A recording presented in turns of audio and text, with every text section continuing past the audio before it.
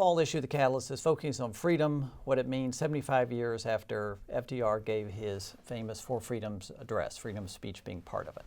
So, as you know, we're having this big debate in our country today about what free speech means. We're hearing it from the campaign trail to college campuses. So as someone who's moderated a dozen presidential debates, how do you get candidates as well as people to talk about big substantive issues that affect our lives versus perhaps the sideshows we see today on social media or someplace else? Well, that is what's called freedom of speech. Yep. There's no one definition of freedom of speech. There's no one definition of this is good speech, this is bad speech, this is worthy speech, this is speech that should be condemned, this is speech that should be policed, this is speech that should be allowed to range, etc.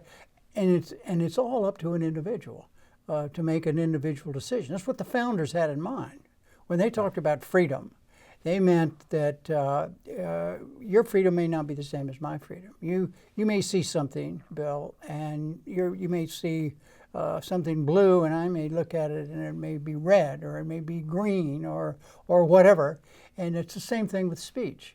And the college campus issue is a perfect example of this. For some people, a kind of quote outrageous statement. Right. For some people, that's terrific. That's what America's all about. Right. Is having the freedom to say just about, not everything, but just about everything you want to. And then the others say, no, wait a minute. We are a civilized country, and we are a civilized democracy, and our freedom has some yes buts in it, but everybody puts their own yes buts. Journalism, Right. is in the middle of a revolution. Right. I mean, and I've been in that business for 50 years, first in print and then in television, and the revolution is going on now. A lot of people getting hurt, and hurt, and they're losing their jobs and all that. They're also getting hurt in that there are fewer and fewer what I would call old-fashioned, mainline, fact-based journalism organizations, and because that costs money, and that takes time to do.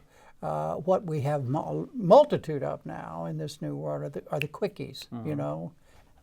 How do we make the case here of the importance of freedom of speech and freedom of the press in other societies?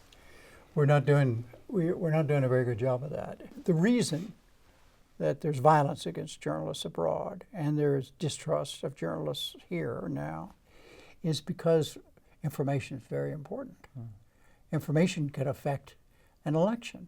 Information can affect whether or not somebody goes to war or not.